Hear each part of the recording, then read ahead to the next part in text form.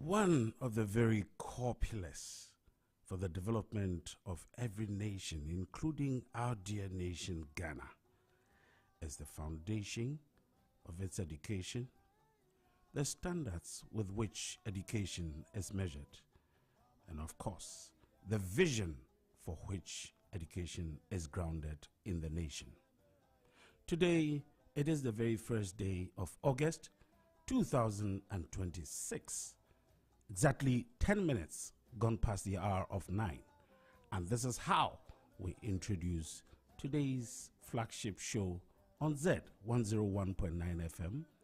Focus is the show. I know that you would have been expecting to hear the voice of your regular host, lawyer Kweku Atakra Jumo, but of course he's out of the jurisdiction, and for that matter, Nana Safo Kantanka sits in for him. What are we talking about today? The National Council for Curriculum and Assessment, popularly referred to as NACA, is what's on the block for chopping this morning. If education has got anything to do for a nation, then we should be interested in the kind of curriculum that nation runs.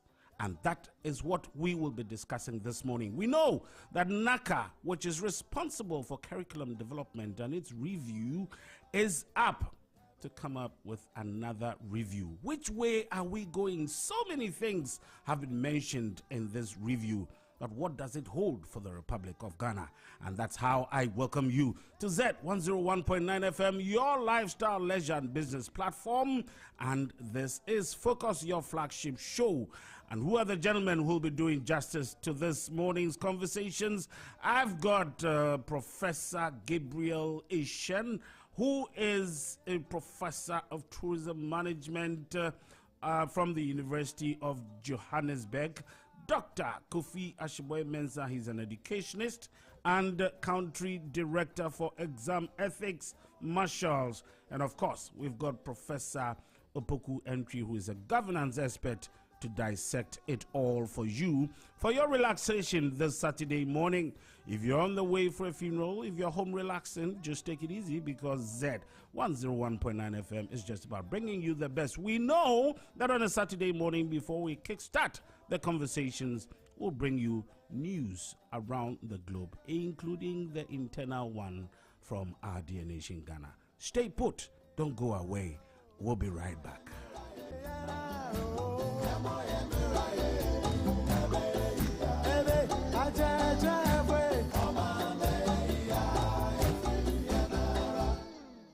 Z 101.9 FM. Oh, sun will rise again, sun will shine again when you know your word. Some days feel like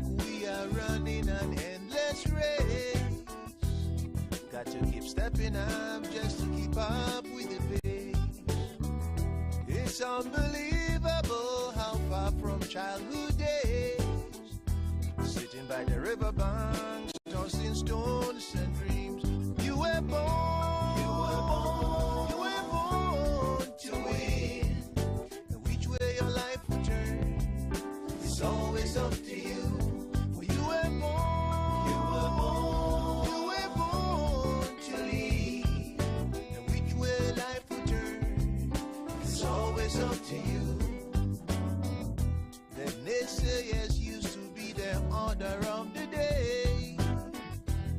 By the morning light, they disappear without confidence.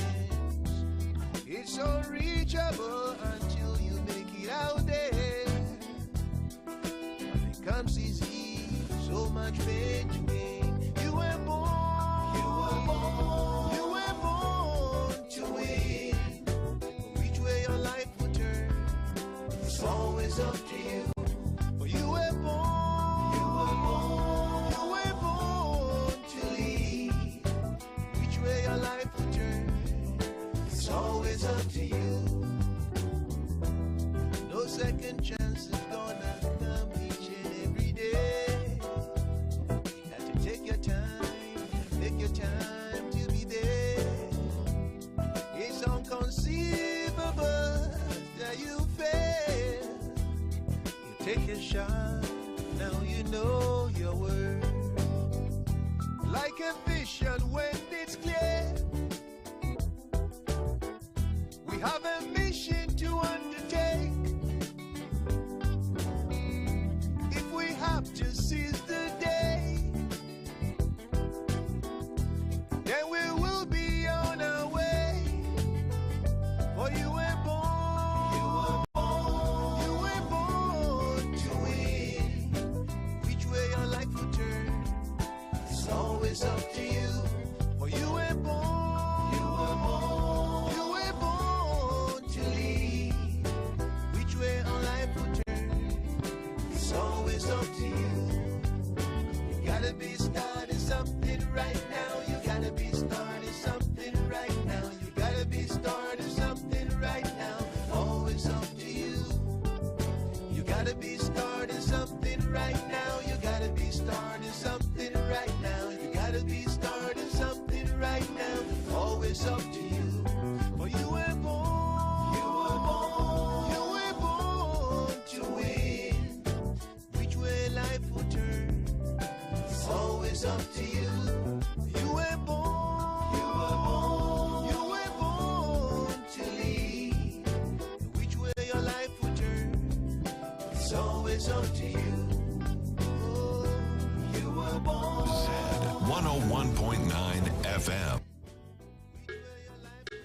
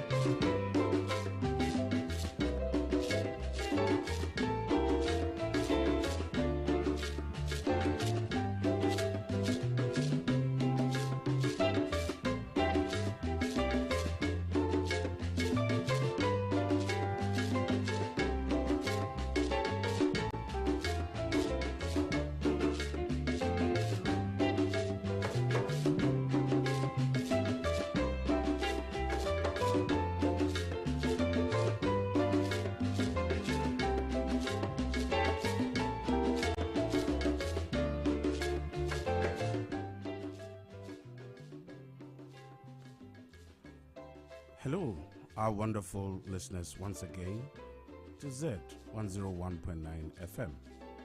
On Focus today, news around the globe starts with Spain and its migration issues.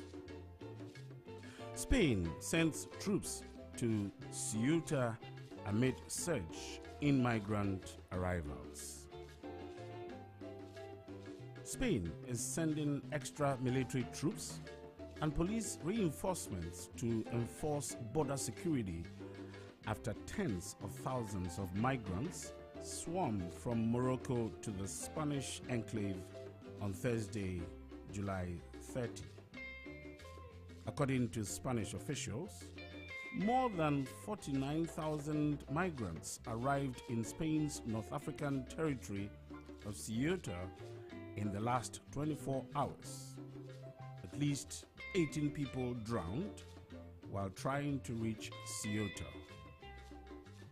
This month, Spain's Supreme Court put in place restrictions on immediate border rejections.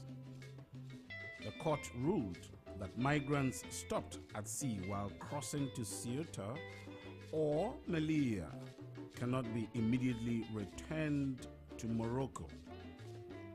Despite the court ruling, Spanish authorities said they would work to return all migrants who entered illegally back to Morocco as quickly as possible. Online footage of the situation at the Spanish enclave shows thousands of people swimming into the territory, throwing rocks across border gates. Thousands of people sleeping on the streets and people celebrating their arrival at the border.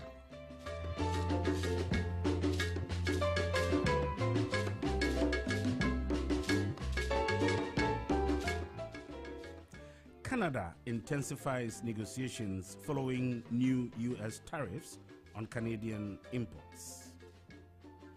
Prime Minister of Canada, Mark Carney, said in a statement on Thursday, July 23, that Canada is intensifying negotiations and is considering taking retaliatory measures against the U.S. if disputes over trade aren't resolved before President Donald Trump's new tariff takes effect. Everything is on the table depending on the outcome of the negotiations, Carney said. Carney's response follows the Trump administration's announcement on Monday, July 20, of imposing 50% tariffs on nearly $20 billion worth of Canadian imports starting August 19. This trade dispute has raised costs for families, particularly in the U.S., Carney said. Canada stands ready to engage intensively to address outstanding issues with the U.S. to the mutual benefit of our citizens. Provincial leaders are calling for greater retaliation and a faster response against the tariffs by Ottawa's government. However, Carney said responding at this stage in negotiations will be counterproductive. The Trump administration imposed the tariffs under Section 338 of the Tariff Act of 1930, which states that a president can impose tariffs against trading partners that are deemed to have participated in discriminatory treatment of American goods, the White House claimed. The White House claimed discriminatory treatment from Ottawa against U.S. alcohol and cars after Canada retaliated against Trump's tariffs last year.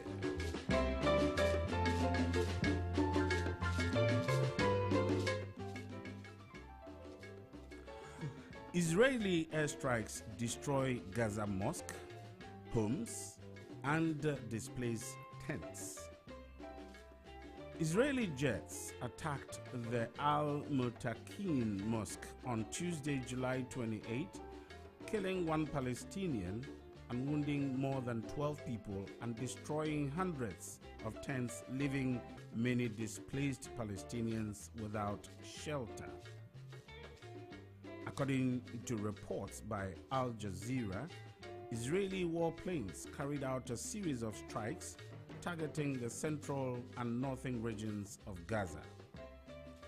Reporter Abu Azum said that residents of the area were warned about the airstrikes but were given very little time to take precautionary measures. The Al Mutakin Mosque, located near the Young Men's Christian Association in central Gaza City, was completely destroyed. There was extensive damage in the surrounding area, nearby homes, and other civilian property. There have been continuous Israeli attacks in the Gaza Strip, despite a ceasefire agreement that went into effect in October of 2025. The attacks have caused fear among the Palestinian community and worsened living conditions for residents.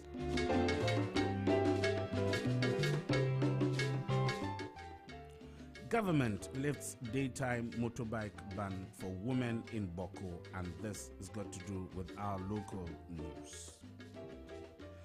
The Minister for Interior lifted the ban on women riding motorbikes in the Boko municipality and its surrounding communities, following advice from the National Security Council. The decision, announced through an executive instrument, allows women to use motorbikes daily between 6 a.m. and 6 p.m.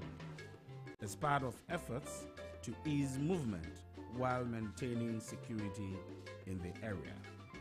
However, the restriction on men riding motorbikes remains in force until further notice under existing security measures. The Ministry of the Interior says the decision was taken after consultations with the National Security Council as authorities continue to monitor the situation in Boko. The ministry is urging residents to comply fully with the revised directive to support ongoing efforts to maintain peace, law, and order. Government believes adherence to the new arrangement will help balance the movement needs of residents with the security measures aimed at preventing further disturbances in the municipality and its environs, where restrictions have been placed as part of efforts to restore lasting peace and stability.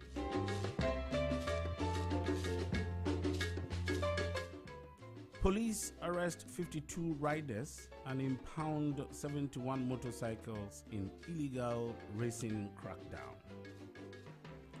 The Airport Divisional Police Command has arrested 52 motor riders for allegedly taking part in an unlawful motorcycle